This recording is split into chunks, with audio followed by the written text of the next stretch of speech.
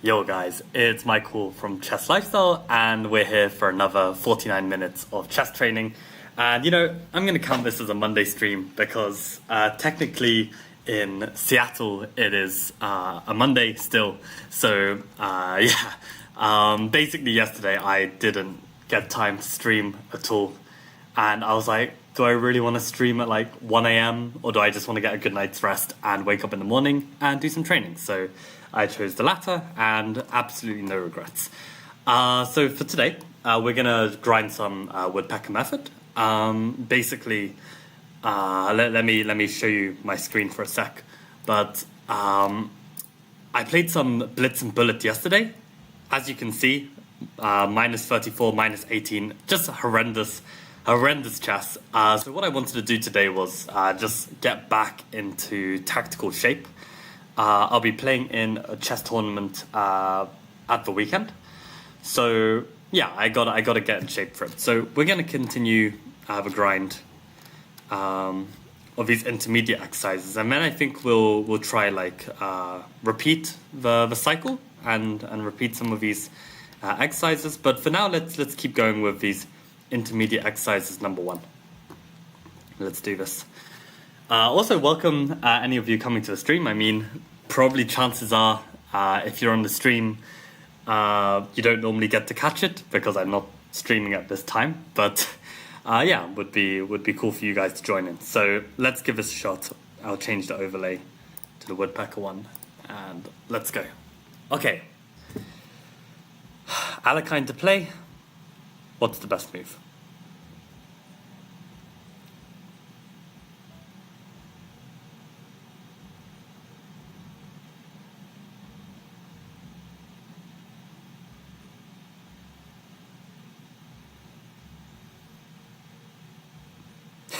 It just crossed my mind, how crazy people are to just spend so much time on chess, to the point of sitting here right now and trying to find the best moves of random positions. Can you imagine, I don't know, let's say any other enthusiast of any other activity, let's say someone who really likes reading books, and they're just yeah, I want to be the best book reader in the world, and it's I don't know, they pick up a random book and they practice reading a page of writing to get better at reading. Also, I don't know, I just had a weird moment of what the hell am I doing? Trying to solve these exercises. But yeah, I guess you gotta just treat it as a sport. And I mean, any sport looks ridiculous when you start to overthink it.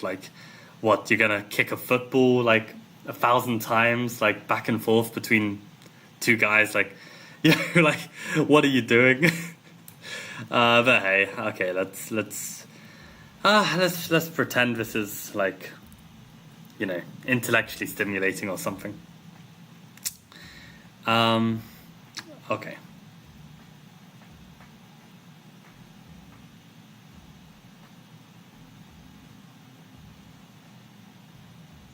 And I mean, ultimately, that's the thing. We're not here to solve puzzles. We're here to win at chess. And winning at chess and playing some good chess is nice.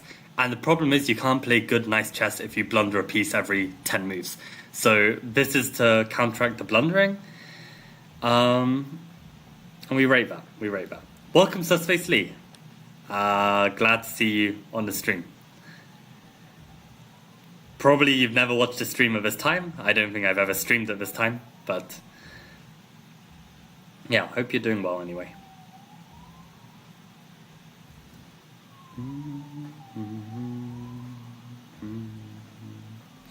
Oh god, these exercises feel so tough now that I haven't been solving them for a long time. So okay, how do we even solve exercises? So first we must understand the position. We have bishop pair against knight pair. We have the same number of material. Instinctively, I want to play this move e4 to kind of prevent black from opening up their e-file. But okay, we need to think a bit more tactically than that. So are there any things we can exploit? Maybe the knight on h5 is on the edge of the board. Maybe we've got some pressure on the knight on d7, kinda. So okay, what candidate moves do we have? Maybe the queen is close to being trapped. Is that a factor? Oh, maybe that's the point, right? Like, knight takes c5 and rook d6. So yeah, this is why evaluation is so important. Like, if you don't spot that the queen trap is an idea, right, with these kind of motifs, you're not going to see this move, right? So okay. I think before looking at candidates, let's just dive right in, because if this traps the queen, it traps the queen. There's nothing more to be said. So if knight takes and rook here, to me, that just looks like a queen trap. I mean, we get a queen and a pawn for a rook and a knight.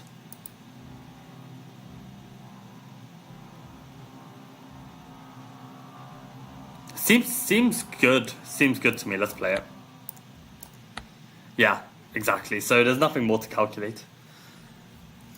This is a good time to stream for people in the US. Okay, I'll keep that in mind. If I ever have like a really busy, long Monday, I will save it for Tuesday morning and count it as a Monday stream. My chess has been in the decline lately. Oh no. I remember, so basically you mentioned this, like maybe last stream or the stream before that, you felt like you could predict it coming, you could see it coming. Now, did you follow my advice of like playing casual when you feel like it's going to be a bad day and you can't, and you're unlikely to gain rating? Because it is pointless to just lose all your gains if you know that you're going to lose all your gains. It's like, I don't know how else to put it than that. I mean, like, I don't know if there are any analogies that can help make sense of that.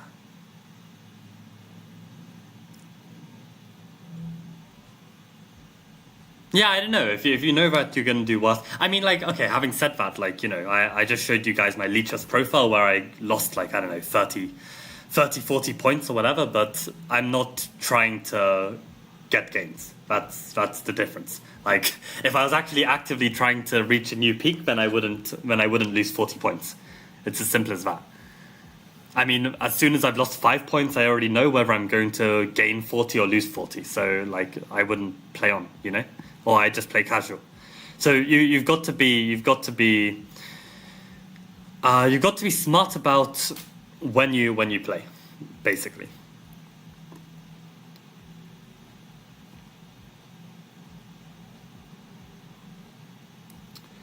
Okay, let's try and solve this. So again, we've got bishop pair against knight pair. Again, we're playing as Alekhine.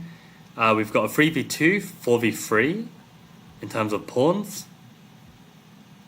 Always we look at bishop takes h7 because why not? Maybe this knight on e5 is a bit loose. Maybe there's some tension on the c7 square. We're a little bit underdeveloped with our rook on a1. Candidate moves. So bishop h7 is one, bishop takes c5 is another.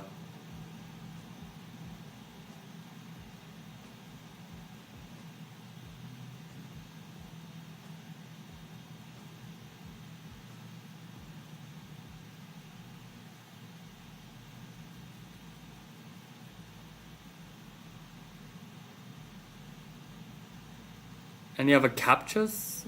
See, I'm so slow. I'm just my brain is working at half speed because I haven't been practicing this. And for people who aren't tactically gifted, you need to put in the practice, otherwise you get rusty real fast. Like, not everyone has to put in this work, but players like myself really have to. Otherwise, you're just going to be working at half speed, and that costs you games when you're playing at like 2500 level. Online, that is. Obviously, I'm not playing at 2500 over the board.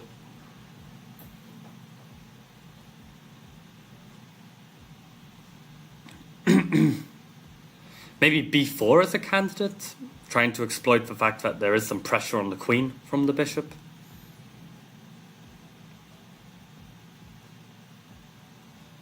Okay, so we've got some candidates. Maybe let's start calculating. I have this feeling I haven't considered enough candidates, but maybe for now it's okay. So bishop takes h7. If knight takes h7, do we have anything here?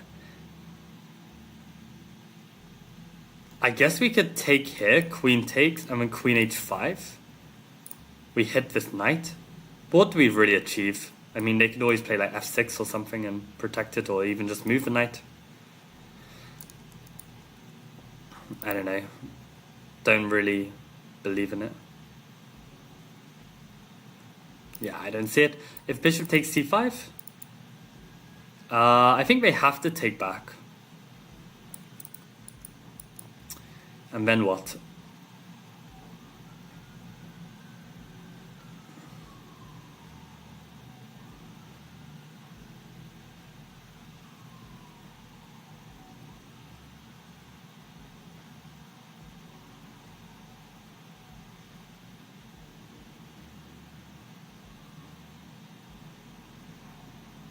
Is there any difference in move order here? I don't think so, right? The knight still takes, and there's nothing significant here.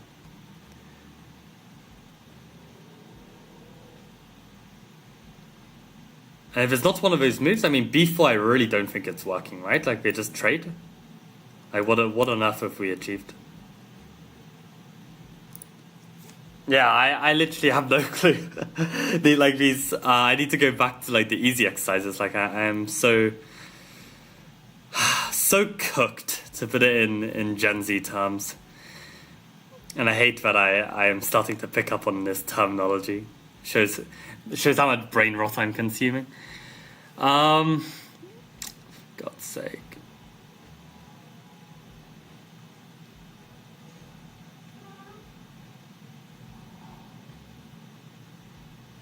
Good idea, B. I see a few comments, so I will reply soon. Just don't want any spoilers for this exercise. Like, I gotta be able to see this myself. Oh, God.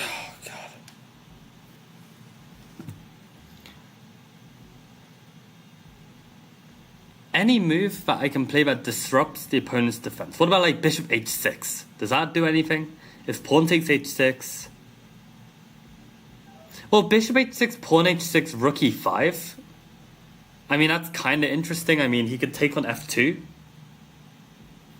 But maybe we've got some compensation there. It feels a little bit dodgy somehow. Okay, at least we're considering these moves now.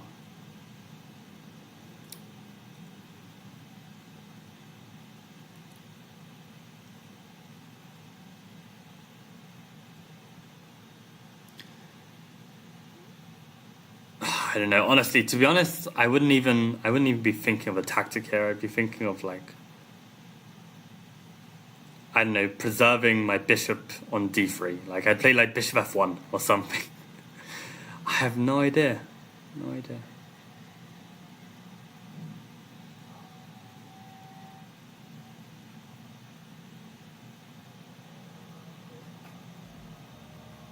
Maybe there are ideas of like using this square, and then if the queen comes here, then like takes like something like bishop takes c5, queen takes c5, and knight d6. Because if the queen takes, then we've got this check and we pick up the queen. But my problem is I don't see like how knight d6 is like doing anything. Like it attacks the rook. Maybe on rook d8 we can play knight b7, but then they got rook d3. I guess here maybe we can take, and we are up a pawn by the end of that. So maybe that's actually decent. Knight d6 here. What? And if they take, then what? I guess we can take the rook. If they take our rook, we take the knight and then take here. And maybe we claim that, yeah, we've gained like some structural improvement. I mean, I don't think it's enough, but at least it's something.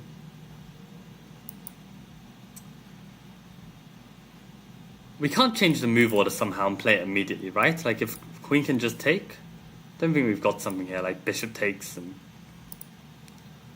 so maybe it's this first. I mean, that's the best I've got, guys. That's the best I've got. I mean, I don't really believe it, though. Like, what if knight takes bishop? And this is where I was saying this knight takes e8. Because, yeah, if we just take back, this knight's just going to get pinned. And it's just going to be horrendous. Although there, we can take the pawn, maybe. Like, if they take our queen, we take their queen. And again, we win a pawn. So probably it's this. Probably it's this. Let's try it. It's not this. b4? Oh.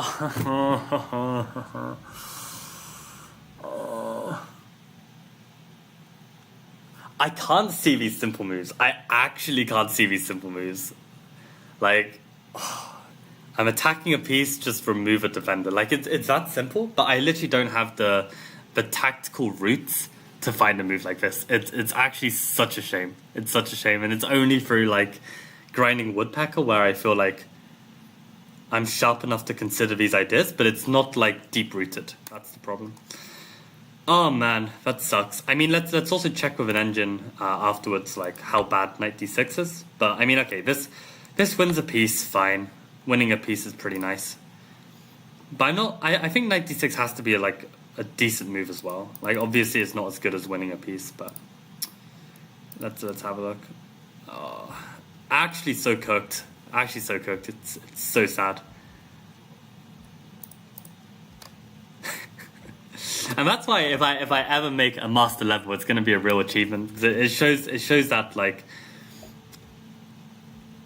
you can overcome anything. Like if my brain can actually achieve something like that, like man. Okay, let's have a look at what people are saying. Annoyingly, I don't get the engine on this. Like, don't know why it's not working. Let's copy the FEN into Lichess. Can always count on Lichess to not mess up. Let's see this position. So knight d6 is actually not working. Oh, that's so sad. I mean, it's not working. It's just not great, I guess. So if they take, then obviously bishop h7 is winning. If they take the bishop, then queen d3, and this idea I was thinking knight b7, yeah. Knight b7 they can take on f2. I missed this. And now it's just pawn for pawn, but I guess we have a slightly... I don't know why... Yeah, they can't play rook d8, right? The knight is here, so that kind of makes sense. But apparently, knight fg4, and there's pressure on f2. I didn't even see that I had weaknesses on f2. I mean, should I have seen this from the start? Probably, right? In the starting position. Yeah, I guess I've got this bishop here, so I forget that there's pressure on f2, but as soon as I trade it, probably I should acknowledge this. Yeah, rats. Free piece. Oh, God. Okay, it happens. Overlay needs some adjustments. Yeah, I know. Whenever I change tab, it's gonna look a bit messy. I mean, that's the. I don't know what else to say in terms of like fixing the overlay. Like, I mean, for the overlay to look nice, then yeah, like then it makes switching harder. Yeah, I know what you mean when I go to Lichess, but I don't want to have to switch overlay every time I do some tiny look at something. So it basically says, unfortunately I did not take your advice. I tried to push through and continue my routine of puzzles and at least 2 rapid games per day. Aha. But I just feel like my vision and awareness of the opponent's tactics are so low right now. Is there anything that is triggering this? Because I think understanding what leads to you being worse is actually very important as a player, because then whenever you play a tournament, if you can spot the signs, you can kind of try to counteract the signs, right? You can try and mitigate these factors. Could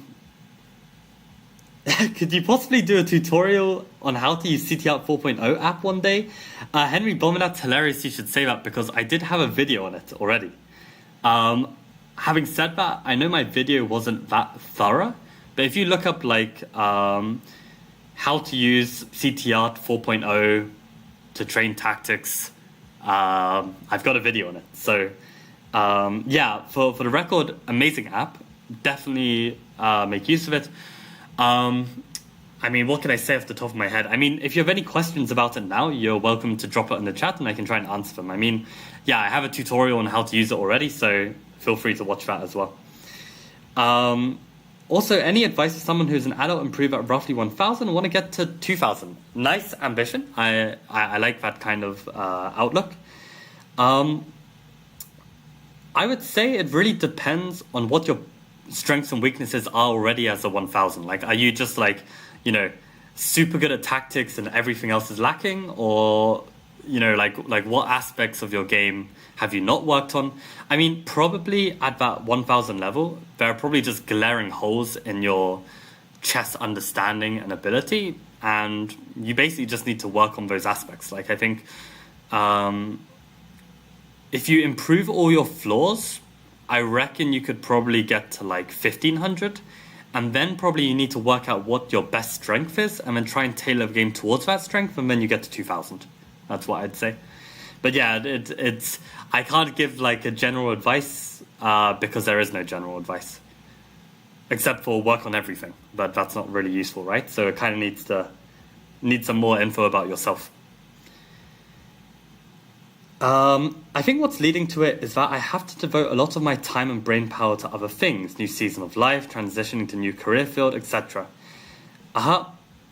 Which aren't bad, but I suppose my chess suffers as a result. Yeah, absolutely. I mean, I think that makes perfect sense. And I think that's why, like, you said that you wanted to power through with your routine, but it's like, I have this theory or philosophy, I don't know if it's like a thing already, but you only have a certain amount of headspace for certain things. Like, you've got like your passion, your career, I think I mentioned this on videos before, right? But like, you got like your passion, your career, relationship, friendships, family. I feel like there's one more, and health, right? You've got like these 6 things. And I'm sorry, but 24 hours in a day isn't enough to like, like maintain all of these to your high expectations, right? So basically, if suddenly, in your life, as you said, like new season of life, transitioning to new career, those parameters have suddenly taken up more time, and you got to balance it. Like you can't just increase the number of hours or increase the number of energy or increase the number of work ethic. Otherwise, you're just going to burn out. So you gotta minimize something. So that's why you gotta change your chess routine. I mean, you can't keep it exactly the same unless you're willing to sacrifice health or sacrifice family or sacrifice friendship or sacrifice something else, which is fine if you want to sacrifice it and keep chess the same. But you definitely can't keep it all unless you're willing to accept that there's going to be some detrimental effects, which, as you saw, there are, right? So it's better to just, just lower the workload on certain aspects so that you can make sure that you're still keeping it up to a level that you feel happy about. So why do at least 2 rapid games a day in your puzzle routine when you can do 1 rapid game a day and maybe have 1 warm-up casual blitz game? Just save a little bit of time, focus like full energy on that 1 game and be at peace with that. And probably, rather than lose however many points you lost, maybe you're even on the positive because you're feeling good about like, just focusing on that 1 game. I don't know. That's what I'd highly recommend. Okay, let's do some more tactics. I mean, you guys will notice I'll do anything to procrastinate from doing these tactics because I despise doing this. I feel like a slave. Like, why am I having to do this? It's honestly so awful, but alas, we want to win at chess, so this is what you're gonna do. Okay, 4-5, 4-5-6. Opposite color bishops, queen rook, back rank issues, anything else. Maybe some interesting pawn structure, like pass pawn, but also weak pawn.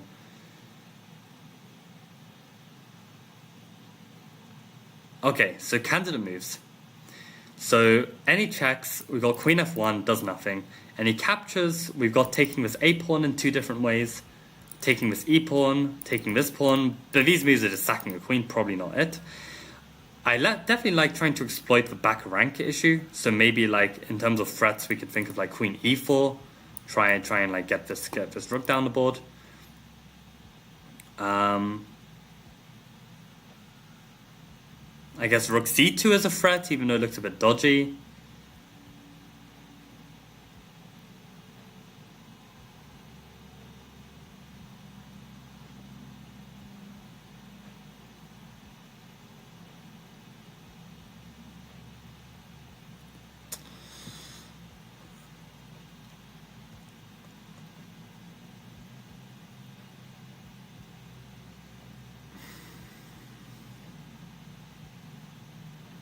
Okay, we've got enough to work on, so let's have a think. Queen f1 does nothing. Takes the pawn, does nothing. Takes this pawn, does nothing. If we spend the time to take this pawn, I mean, we equalize the material. They can't take this pawn because we've got back rank issues still. It's probably not bad, but it's probably not amazing. So, do we have anything more amazing? Let's think about this queen e4 move. Queen e4, yeah, they take happy days, but what if they just move the rook somewhere? I don't know, anywhere. Oh, we're also making a fork. Okay, that helps. So queen e4, maybe I should have also spotted at the start that this bishop is hanging. That might increase the speed at seeing this. So queen e4, what can we do? Can they make any move that defends the bishop and deals with this at the same time? Don't see it. Yeah, I mean, being a piece up is pretty nice. So yeah, we can go for it. Okay, they just blunder checkmate. Nice, we'll take it. Let's go. Yep, that's your gamer. Queen e4 just wins. Good job.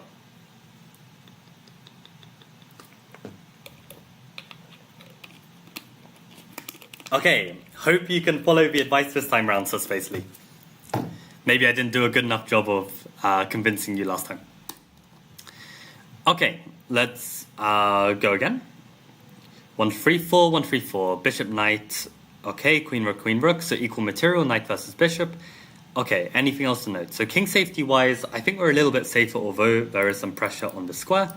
Knight c5 is also a check, an outpost, sticky square, looks really good. We've got all kinds of checks, all kinds of captures. We've got this rook capture, checks, captures. Lots of captures to consider. In a blitz game, I play knight c5 instantly. Like, I feel like it has to be a useful move. But maybe it means that I missed some winning move right now, which is quite possible. So okay, let's start considering some candidates. Anything else to note? Not really. So, okay, I actually want to calculate this first because it just started to appeal to me for some reason. If they don't capture, can they get away with it? If they move the king here, I can go queen check. They have to block. I give a check. They take. I take. Happy days. So rook takes. If they come this way or this way, what can we do? Well, then we can take the rook and we're happy. So rook takes, queen takes is forced. Then I was thinking, what move was I thinking? I was thinking of knight c5 check now. They can't sack the queen for knight because it's pinned. If they go to g8, we have this check here.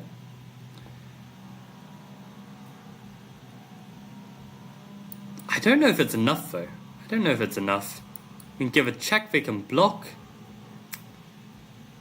Somehow I'm starting to doubt this plan.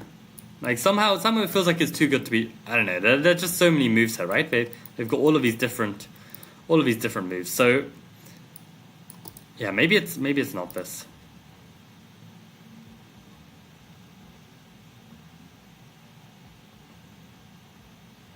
Right.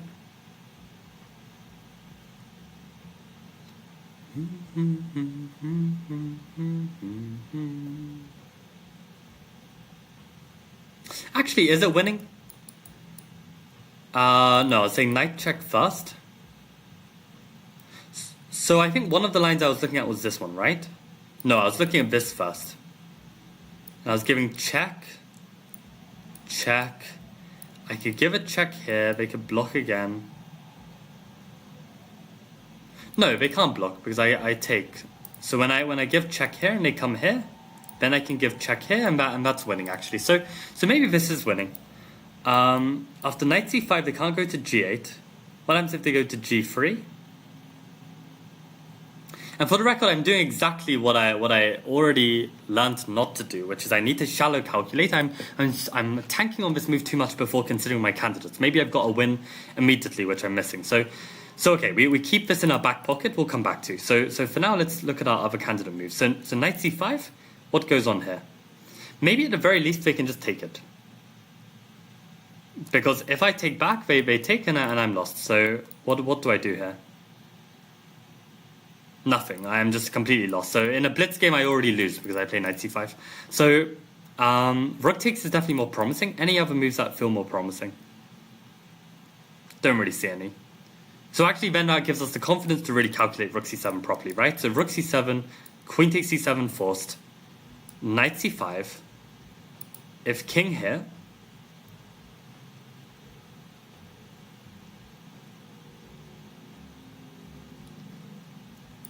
knight check, king back,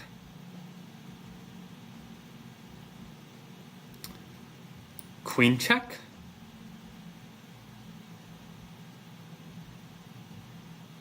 probably king here is safest. I don't see any more checks there. I mean, it would be really funny if the move is like queen a4, just like it's like a red herring and we just protect the pawn because nothing wins. Do you have any other ideas here? Any other candidate moves? These checks don't do anything, I don't think.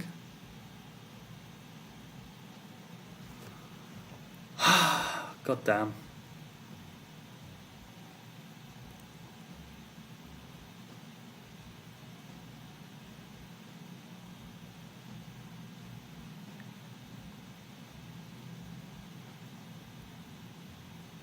I mean, it has to be this, but then I don't see what to do after this moment. Maybe we can take like this, but then they can block with the rook.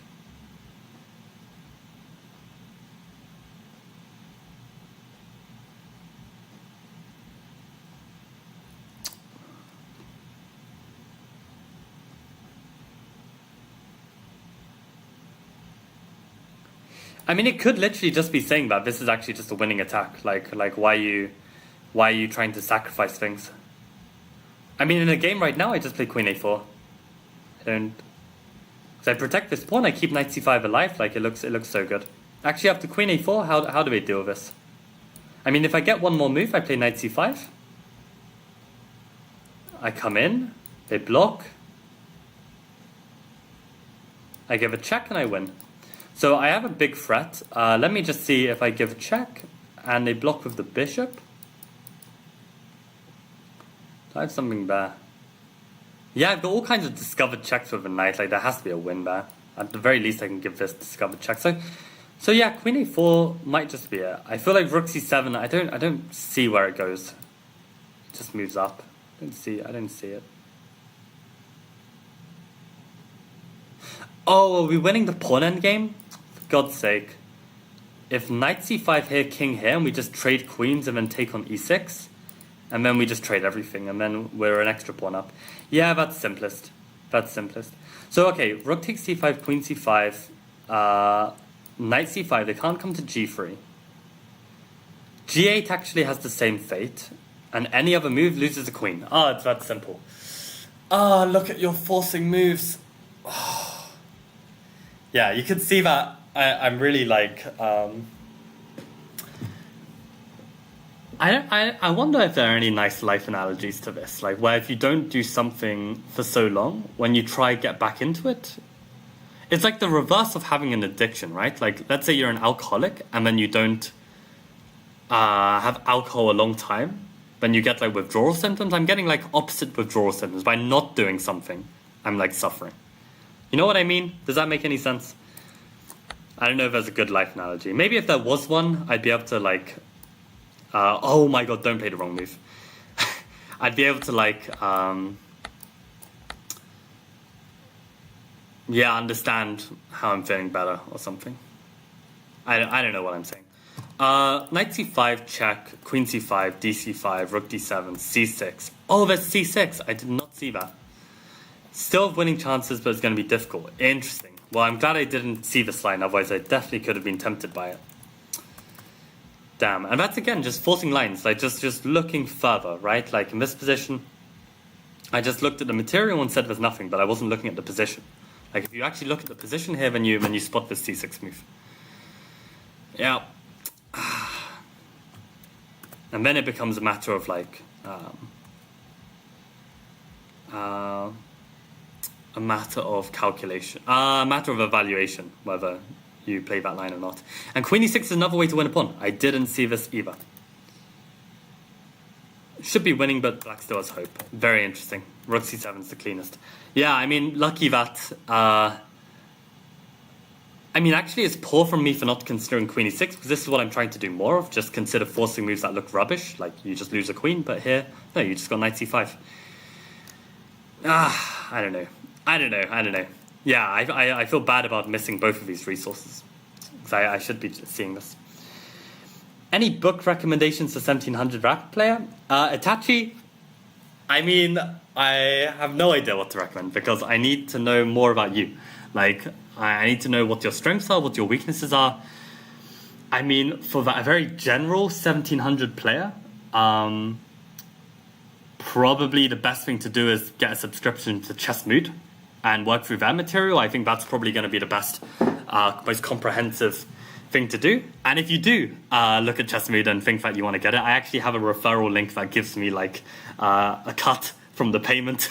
So would definitely appreciate you using the referral link. I think, I can't remember what it is actually. I think you have to like add in some extra letters to some URL or something. But no, I think Chessmood is probably the best, most comprehensive thing you can do as a 1700. Because I feel like chess books are generally quite specialized, and the more broad ones probably are either more beginner or either more advanced. So to find like a broad 1700 book that's just going to elevate your game completely and not just improve one area, yeah, I don't know, it's tough to find. Do you think white could win this upper pawn? Nacho Gamer, at which moment? Are you talking about this moment? Like white could win this endgame? Because if so, then absolutely. I don't know which moment you mean. Maybe it was a previous position. You have to consider the most direct forcing moves first for each position. I mean, I did do that, but then maybe I didn't follow through with it. So I guess that's not very effective. Yeah, I should probably look and consider these moves more. GJ? I don't know what GJ means. You do the same thing I used to do, trying to complicate things rather than looking for simpler solutions. Yeah, well, the thing is, I've been doing this and being told that I do this since the age of 6 in primary school. So, I mean, some things you're just born with, and it's difficult to, do something that isn't natural to you. I mean, yeah, I guess, this solution is complicated in other ways, but yeah, I guess it's also just forcing, right? Like, it's understandable, I think, to want to keep the queens on, because the king is weak, you've got a knight and a queen. Typically, you don't want to trade a queen when you're down material. Like, everything points to keeping the queens on from a strategical perspective. But, yeah, okay, from a concrete perspective, you've got a fork.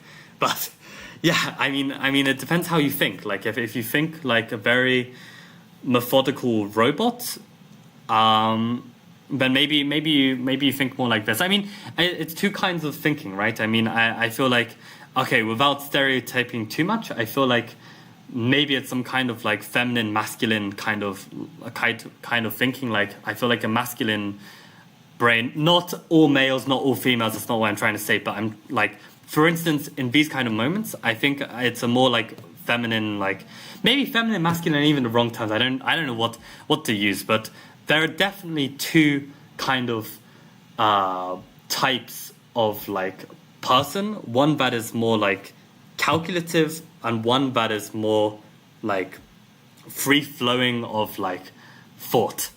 I don't know. I don't know what the right terms are to use it to describe it, but yeah, the person who sees queen takes c7 and just calculates this because it's direct is one type of person, and another person who understands that knight and queen work well together. There's a weak king. We don't want to trade pieces when we're up material. I don't know what it is. Probably like strategical versus concrete. I don't know. But I'm trying. Like, believe me, I am trying. Okay, let's do another. So we've got 1, 2, 3, 4, 5, 6, 7. Also, yeah, GJ, good job. Okay, that's fair. I probably should have picked up on that. And so it's basically, Malaysia is so sick. I feel like a local already and like really loving life, so it's really good.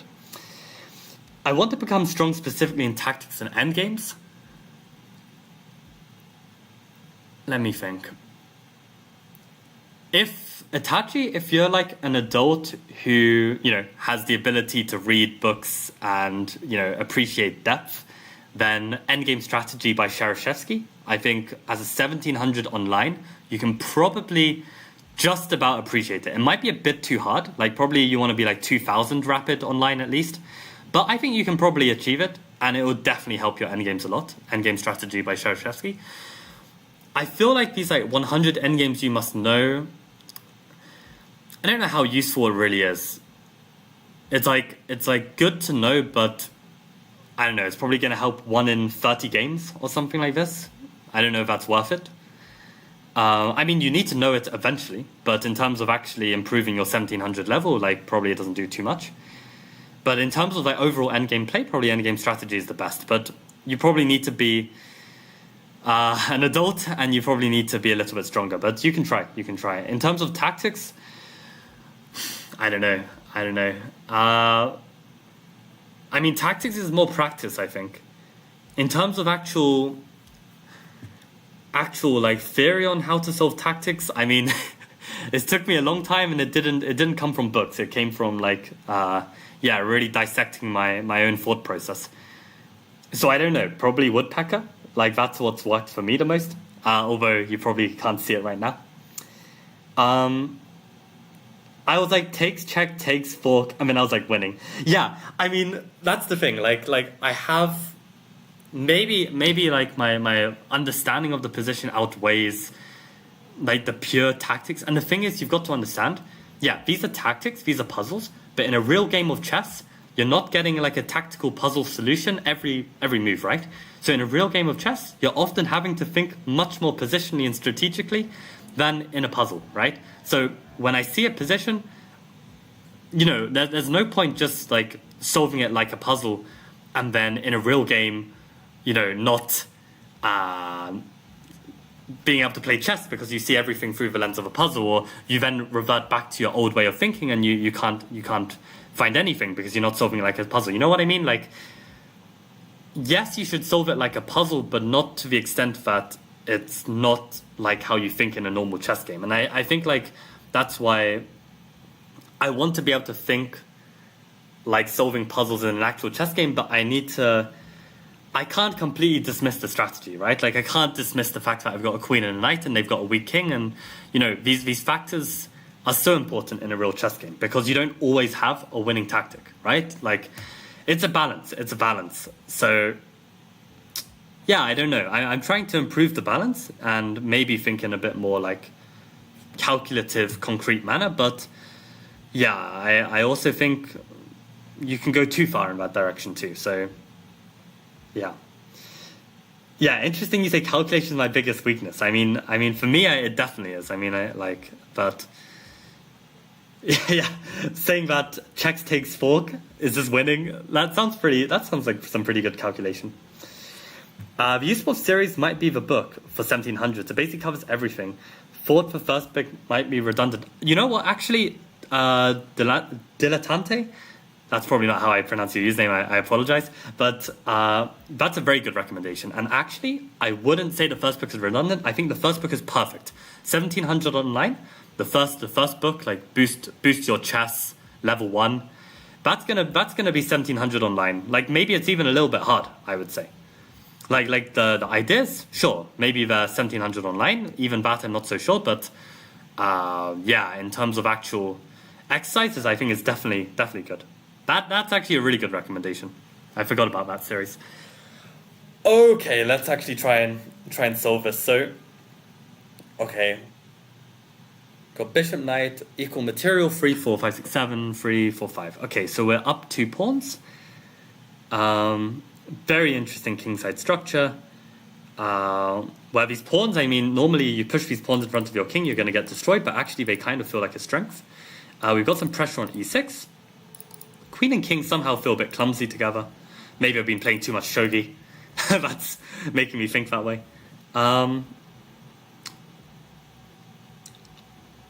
Anything else to note?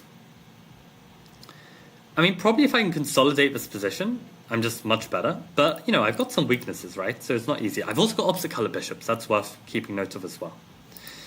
So, candidate moves. Do I have any checks? No. Do I have any captures? I have this. Maybe it could be linked to this. I also have this immediately. Change the move order. Queen takes, I guess, could be a move. Knight takes could be a move. Knight takes, the more I look at it, actually kind of feels kind of cool, right? If pawn takes, queen takes, you know. But let's keep looking at candidates. Maybe g3 can be a move. a3 can be a move, but we're not addressing this. Maybe queen d5 can be a move, but then I don't address this. There is a knight here, so obviously that's not a move, but maybe he can take him and take. Yeah, so, okay, let's begin with our candidates. And knight takes has to be looked at. If knight takes, pawn takes, queen takes, are we winning? The queen cannot block because of the rook anyway. This has to be an improvement, right? We win 2 pawns and a knight, and we're already 2 pawns up. Like, I don't care how many pawns they win back. Like, that has to be decent. And I understand we've got opposite color bishops, but I don't see how the queen comes in fast enough to cause us problems. Like, that still takes some time. So this should be winning. I mean, here, what in-between moves can they give? Rook takes. Okay, we can take with the bishop. But what if knight takes and they just move the knight somewhere? Do we have enough here? I mean, if they move the knight, we can always take that bishop. And I really am happy to get rid of that bishop. And we're up material. I mean, knight takes d4 looks like it has to be a game winner. Because we also protect e6. It's like, it's so strong. Yeah, let's play it. If we play this, what if they give a check? Does that do anything? And we take... No, it doesn't do anything. Looks good. Looks very good. Okay, nice. I'm glad we found that. And that's the thing, right? In my intuition, I'm not seeing this move. But as soon as I try and like force myself to consider all the direct moves, as Average Joe said, then we get there. So this is what you got to do. Okay, let's go more Alekine. Let me check chat as well. Yeah, but there's always that level of self-doubt, even though that pawn endgame was completely and obviously winning. I still didn't see it immediately. Interesting. Yeah, I mean, maybe that comes with experience. I mean, when you have that pawn up endgame and that extra pawn is a protected pass pawn, you can just be relaxed, because I mean, basically his king or their king cannot like go do anything, right? Because as soon as the king tries to go active, that pawn is going to run, distract the king. You gobble up all the rest of the pawns. Like, I don't know. Like, I think like that. There comes the evaluation. Okay, this one is interesting. Okay, I won't check chat in case there are some spoilers. Let's try and solve this. So, queen rook bishop, queen rook bishop. Equal number of pawns. They've got a slightly. Actually, I wish I knew off the top of my head. Is this pawn structure or this pawn structure better? I mean, it really depends which backwards pawn is easier to target, and intuitively, I feel like this one is easier to target. So maybe a slightly improved structure on the queen side. Tough for me to say though. I mean, the thing is, you know, if this pawn falls, this pawn runs, but you could say the same if this pawn falls. I don't know. Probably there is an answer to this, which I don't know. Anyway, not that that's that important at all. King safety wise, you know, there is some pressure on his back rank, but we are covering it. We do have an escape. How is this king feeling? It's on the back rank as well. Maybe if this rook ever moves, we could give some check and pick up the queen or something. So we have to be a bit careful. There is definitely tension here. This pawn somehow feels quite weak as well. Like e5 just feels like a good move for no reason. I don't know. Probably does something.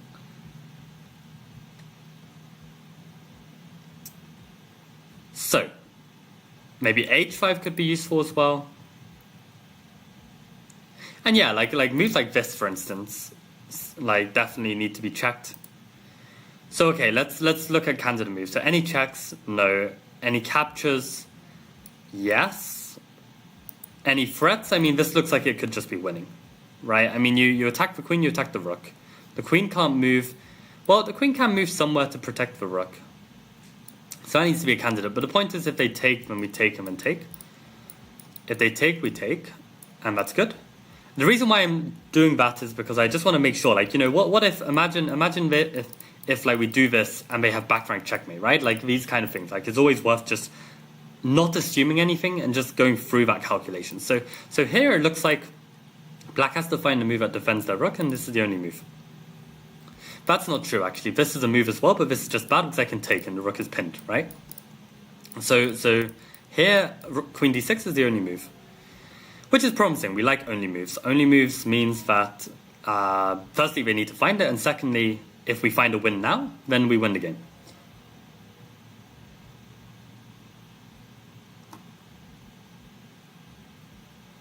Maybe here, this move somehow calls out to me, which makes no sense because I just lose the rook and the bishop is still protected and there's absolutely nothing, so that's no good.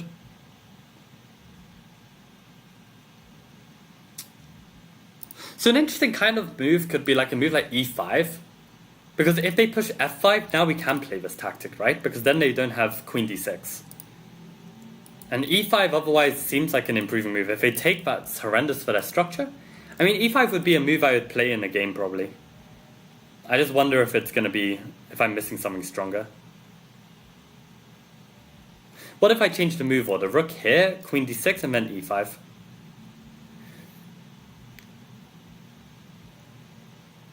That also looks pretty strong. They can't take the pawn of the queen, they lose the rook. If they move, then we can just trade and pick up a pawn. I mean, maybe that's just the better move order. Play e5 here. If they don't have check, we got the bishop.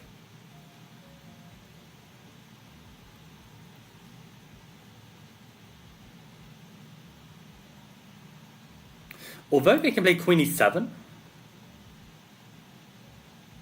but then I can take, and take. And that even picks up the bishop at the end. So, yeah, I feel like that's going to be it. Alternative, interesting. Maybe in that case e5 is also working immediately? Yeah, okay, wow. So that's like the first time that like the less forcing move is actually given as the solution. And cool that Alekhine played that move and came to it. Yeah, really interesting. Rook c8 also wins, but requires some variations. So let's see if we saw the variations. So queen e7 we did find with this picking up the bishop. But did we see all of these variations? Queen f8 we didn't. That's kind of a shame. Yeah, you need to see rook c7 here, which I didn't spot. I missed queen f8, which is quite annoying. And queen d7, I had something here, right? Just take... Oh. Why did I think that I had takes on f6? I just lose the rook then. Oh, man. So yeah, I'm missing more than I thought. I thought I did well on this one, but clearly not. Rook c6, okay. Yeah, I mean, it definitely feels good. Probably in a game, I would find these moves, like if it came to it, but definitely risky to have to go into this. I mean, e5 definitely feels like the way. Oh, rook c6. Oh, bam. That's cool. You're not just getting the favorable pawn in the game, but you're literally hitting them with some rook c6. Yeah, this is nice. Ah, tough. Nick Po says sup. What's up, Nick Po? I don't recognize your name. Apologies if I know you in person or something. But yeah, that was a good warm-up. And I know I didn't get too many done. I know probably did like 5 to 10 or something. But you know what I want to do right now, actually? I want to play a damn Lichess game. Because I played such a horrendous session yesterday. I want to see if I can do any better now that I'm a bit sharp, and hopefully that will motivate me to do some more tactics in the coming days. I mean, I think I mentioned in a video, but I have 2 tournaments this coming weekend. I've got a team rapid tournament on Saturday and an individual rapid on Sunday, and there are big prizes up for grabs. And when I say big prizes, I mean money that could fund my roti eating, mammoth, visiting sessions for like a whole month, so I want to win some money. So yeah, let's play a 5-0 game and see if we can crush someone. I hope the overlay is going to work nicely for this. I would have found e5 eventually, but it seemed very slow at first, so I didn't even consider it. Right, and that's actually the thing. Like I you know, e5 was found also as a resulting move for me, and there's a beautiful chapter in the Shereshevsky method, which is actually my favorite chess book of all time. A whole chapter on resulting moves, and it's natural. It's natural and natural.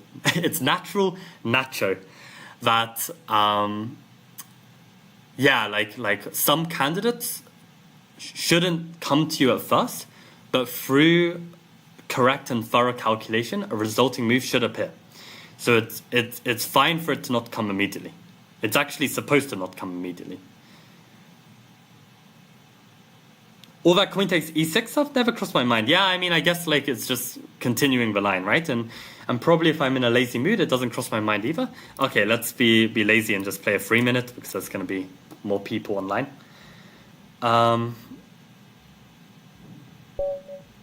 But yeah, okay. I don't know how much commentary I'm going to do because 3 minutes is very fast. Like, it's very time dependent. I've been a Benoni player my whole life, and I completely rate playing an opening for 15 years, because then you get really good. And knight h5 is a sideline that I bet my bottom dollar I know better than my opponent. Do I want to play a6 here? Maybe I just want to trade a minor piece. Like that should, knight e5 should be good.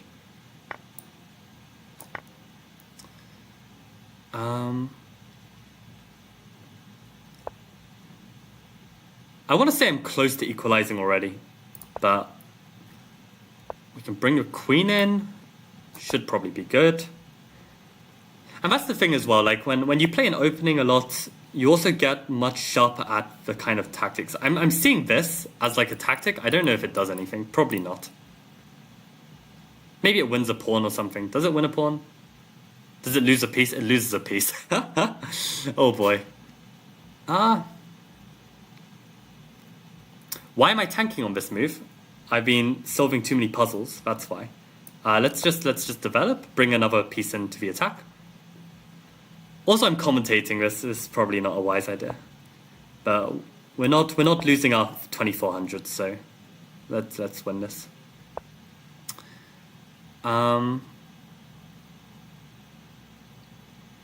does it feel like I can take that? Maybe knight f6 first, and then we're threatening to take. We can get away with taking that, right? They can take with the queen, though. That's the problem.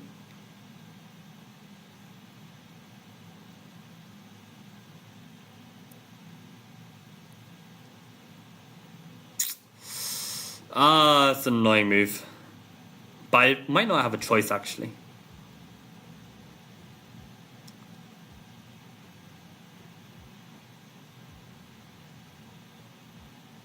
I think we gotta play it. Like, we only get 2 pawns for it, but I don't know where I messed this up.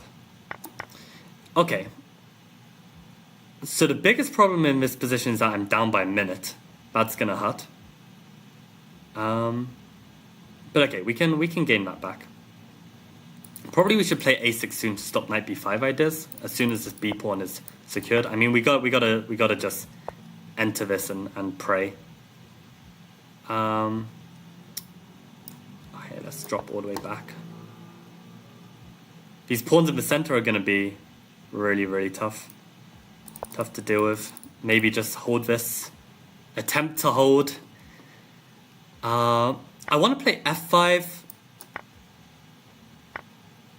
but I don't want to allow those pawns to get super strong. Maybe let's...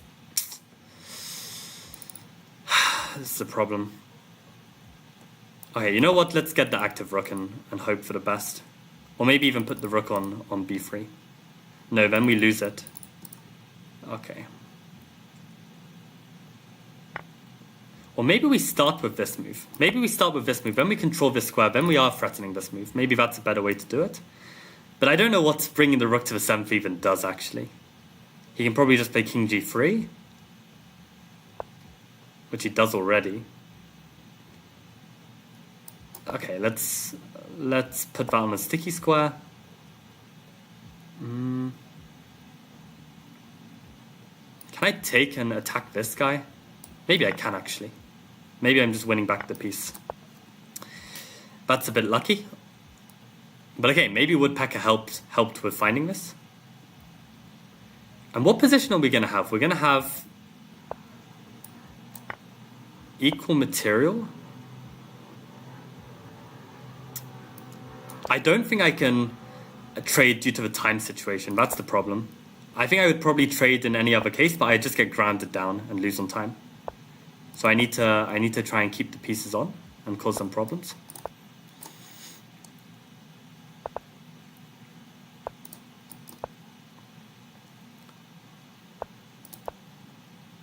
Let's do something like this. I don't know if my king will help here at all. Oh, this is very bad. Maybe I should have just traded and tried to play it like top speed. Oh my god, how do I allow this? I even won a full piece and I'm literally completely choking this. Actually horrendous. Okay, how can I fight back? Probably F5 and then try and set up some mating net. I know it's not gonna work, but we can dream.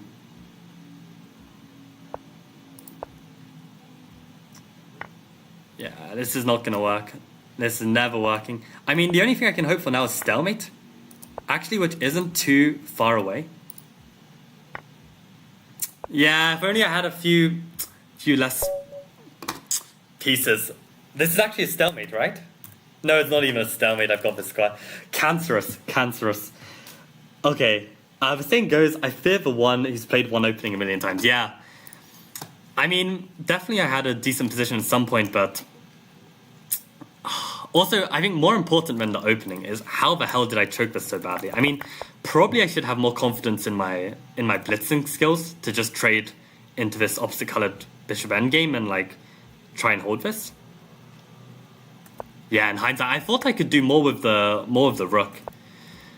But yeah, like the fact that I'm not playing rook a1 is just absolutely criminal. I mean, he's got like this passed pawn. I just put the rook behind it. Like, what am I doing? Yeah, it's really poor. And again here, like I just need to do this. Yeah, it's actually really shocking. But okay, I will blame the distraction of trying to commentate and whatnot. You know what? Let's play another game. Screw it. Let's play another game. I don't care. And the other thing as well is like, you know, I don't want to care so much about rating and stuff like this. Like, otherwise then I have to like take it much more seriously. So I'm kind of at peace with just, you know, playing a little bit degen and losing some points and not worrying so much. Okay, so this is like from my C3 Venom course. Always develop the kingside first. See how they're going to play. Looks like they're going to play with C5. As opposed to e5, but now they might play with e5. Okay, interesting. So yeah, here we trade one minor piece because we have a little bit of a space disadvantage. Let's actually provoke them to push e4. I'm pretty happy to see that. Unlock my bishop, and then we can play for c4, try and play for c5. We've got good control of this square. Let's go for this. I feel like c5 should be useful.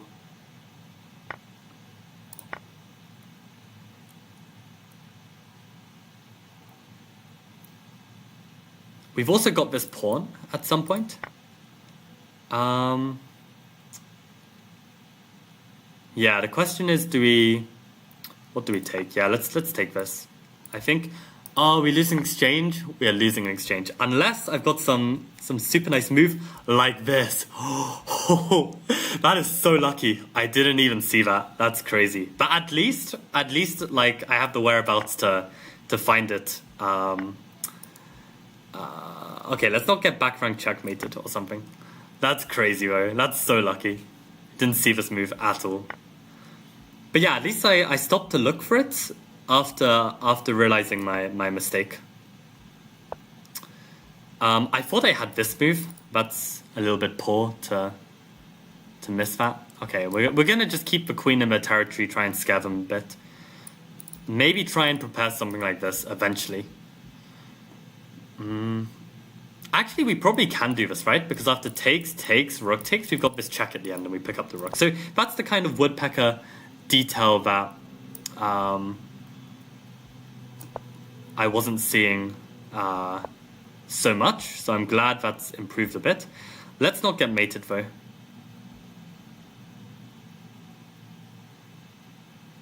Okay, you know what? Let's play this move. Oh, it's so ugly though. It's so ugly. How much material am I up? I'm not up by that much. I need to protect this square as well.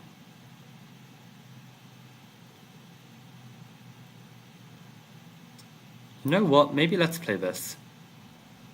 My thinking is I cover this. If he bothers to put the rook here, I can improve the knight. I can always block with bishop f1. I feel like there's no way to add pressure to bishop f1. I feel like it's solid enough. And with a knight on d4, maybe we're trying to gear up this. Okay, we should be careful.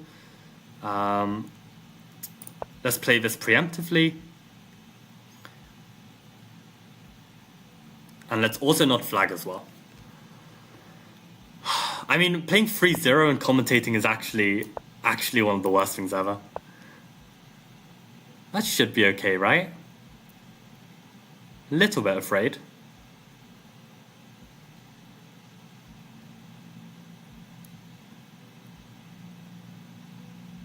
Let's do that. I don't know if that does something. Just trying to break up their pawn structure and activate my pieces. Because right now, they're not doing enough. Oh, okay. I don't believe that. There's no way that works. I've got this check that has to be winning. That doesn't work though. That doesn't work though, right? I'm not getting mated. I'm not getting mated. Oh man, I was fearing my life for a second. Let's try and get as many checks as we can. Just so... Let's give this check as well, maybe. How much do we want that king to be exposed?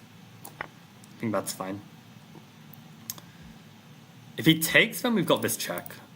So maybe I should have actually given one more check first, but he went for it anyway. I think this has to be lost. Right? This has to be lost. Where's the win, though? Maybe start with this.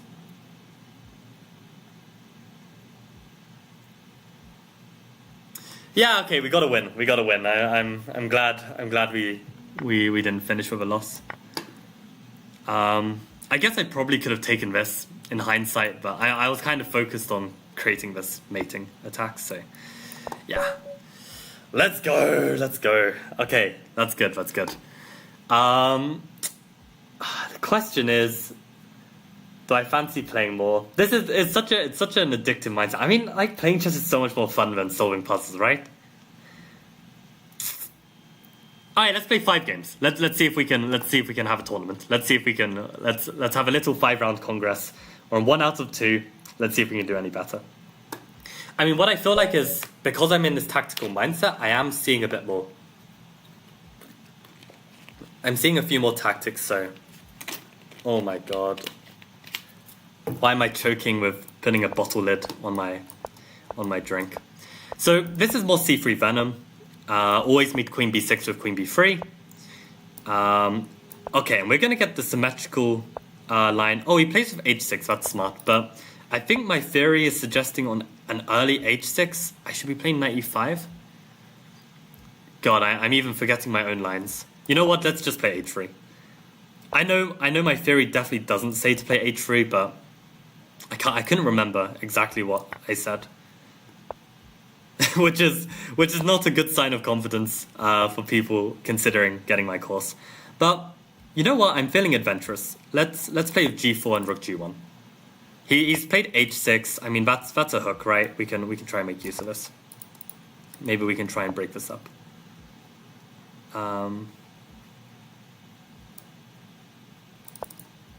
Maybe the bishop on f4 and try and... So he attacks the center. That's exactly what he should do. He can't keep this closed because of bishop takes h5. I feel like this looks very promising. We can put the queen on a3 now that there's no dark squared bishop to target our queen. And probably we just castle queenside and swing these pieces over. I mean, it's going to take quite a while for black to get an attack going, so I feel pretty happy about my chances here. g6 would be another hook. We just push this pawn up.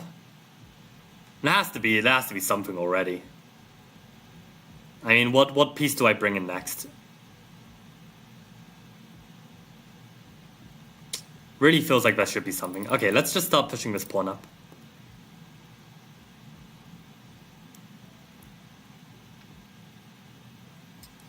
I don't know if that's a bit too slow, actually. Maybe I need to find a way to get rid of this knight. Oh, what about this? How silky is that? Oh, that's quite nice. Kind of wish I saw that last move, but probably this is not a bad move either. He's teeing up this plan.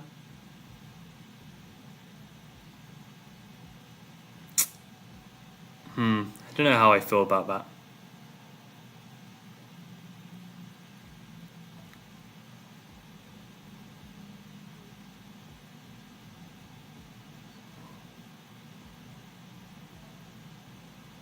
I'm wondering whether I should push this pawn. You know what, let's push it. Maybe let's even put some pressure in the center as well. Like if he plays this, we can maybe try attack the center. Do not mouse slip there, that was very close. Can we get away with taking, or are they already going to push? Probably it's alright. Probably it's alright. Let's take once.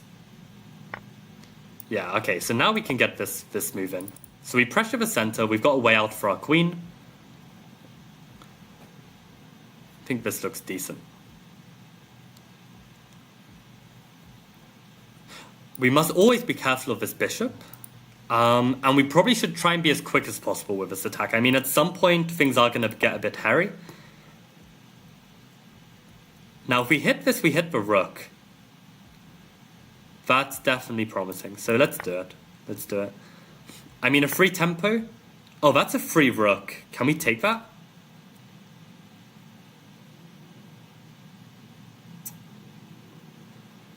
I feel like we can, but do we really want to give up this bishop? I mean, this bishop's so important. We're also going to lose on time at this rate. You know what, let's take it. Let's take it. I think if he takes our bishop, I'm going to play this. Trade for queens, and then the bishop's not going to be so strong. If he keeps the bishop, we win. I think that has to be mating. Okay, thank God he traded. I actually don't... that was a bit of a bluff. I don't think it was mating. But now we're just completely winning. And fingers crossed, we can actually convert this. With very little time. That was kind of stupid from me. Actually managing to choke this. This is actually wild. Okay, let's just sack this. And hope that we've got something here.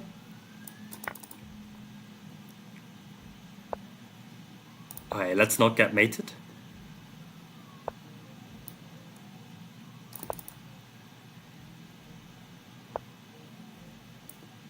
Oh, that gives a fork. I actually want to die. I actually want to die. Oh my god. Oh, there's no way I'm losing this game. So I think the sack was probably too much. And also just not having enough time. Oh, okay. Let's see if we can... I don't know how we're going to pre-move this to... That's not a good move.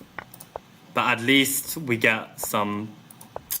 Are you serious? 2 forks in one game? I actually... And this is what I mean. This is why I need to do more... This is why I need to do more Woodpecker and less playing. I mean, there's actually horrendous. Actually horrendous. Oh my god. Okay, we need to get better at our conversion. I mean, there's absolutely no excuse to lose the way we just did. So this position. What should be going through my head in terms of winning this? I am an exchange up. I should be looking to trade pieces. Now, I grab a few greedy pawns.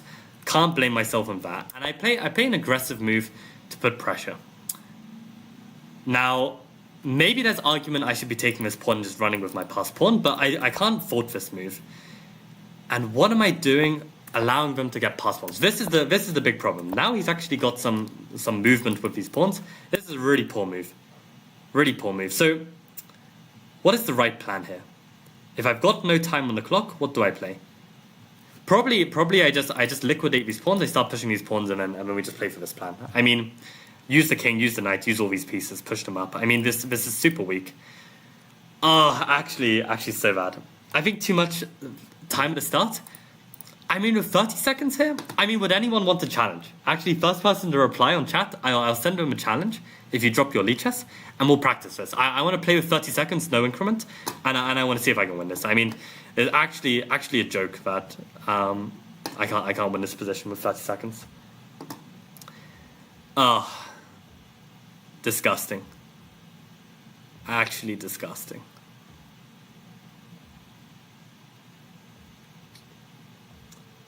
Alright, who wants a challenge? I'll send them a challenge.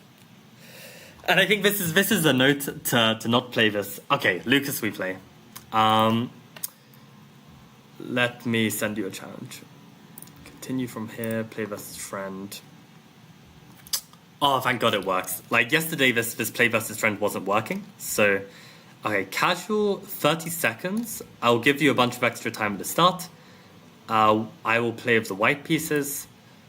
Against GM Boncloud. Okay, let's go. Oh man. C5 break was strong. I don't remember which C5 break. Oh, you mean earlier? I didn't think it was like that amazing, but yeah, let me give you a bunch more time. I think okay, 2 minutes. 2 minutes is reasonable. Okay, let's go. I have to win this with 30 seconds. I don't care who I'm playing. Even if I'm playing Magnus, I should be able to give this a better try. Like, if I flag, that's one thing. If I actually blunder all my pieces, that's a completely other thing.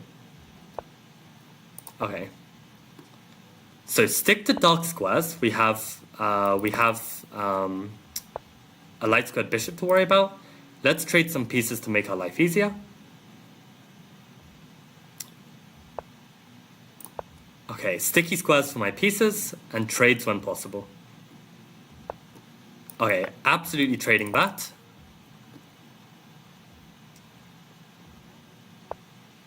Okay, let's defend that. Again, we don't want to have to deal with these pawns, although he can push. So we need to be a bit careful.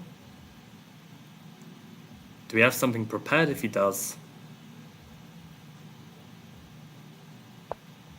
He misses it.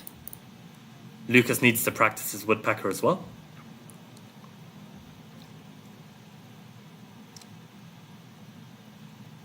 Oh, I only have 17 seconds. It does go down quick. Okay. Okay, let's bring this king back.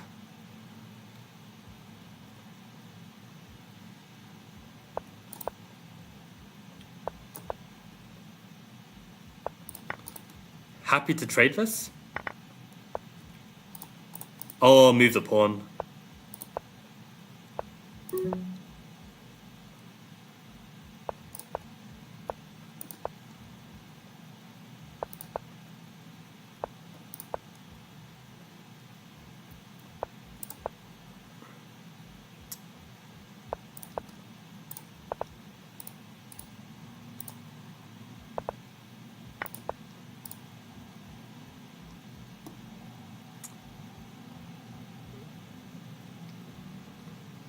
We'll see. 6 seconds is going to be close.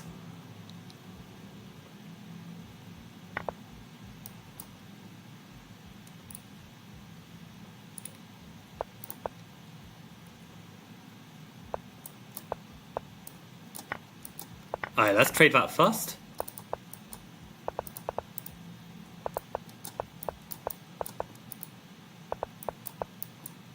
What am I doing? What is this technique? This technique is so bad. Do not stalemate. Oh, that's a stalemate. Oh my god. I am actually so bad. Oh, that was so stupid. Oh man.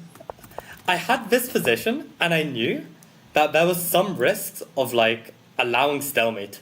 Because for instance, like look at this position. Look at this position. If I play here, I can't do this, right? So I mean, this is the famous Kasparov stalemate that he ended up doing. I don't even know what I was afraid of. How did I even stalemate that at the end? Oh, that's so awkward. But this is what I was fearing. This was exactly what I was fearing, with the queen in front, which is why I tried to shift the rook in front and then realized I had a pawn here too late. So how does black actually play for stalemate here? They need to do this, right? Maybe if they do this and then this and then this would be a stalemate, right? So that's the trick. You wanna try and get close and configure pieces like this. I mean, I had that on my mind and then I ended up stalemating anyway. That's crazy. Yeah, Lucas, I have no idea what to say. But okay, that was a much better attempt from me. Like, I was focused, I put my pieces on safe squares, I consolidated, I had a plan, I went for it. And whereas in the actual game, I know exactly what happened. I basically relaxed. I basically got to,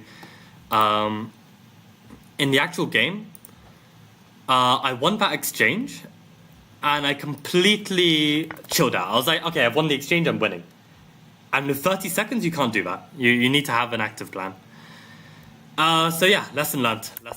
But okay, that was fun, guys. I'm glad we could play some chess. And yeah, playing chess is so much better than doing tactics, but you got to do the tactics to get better at chess. And I'm glad there were some tactics in these games that I wouldn't have seen if I hadn't done that Woodpecker method drill beforehand. So it definitely shows that it does something. And I mean, you know, when I was doing this Woodpecker every single day, I think it really made a big difference. So I'm definitely going to try and do some more of it in future. I think that's what my chess needs.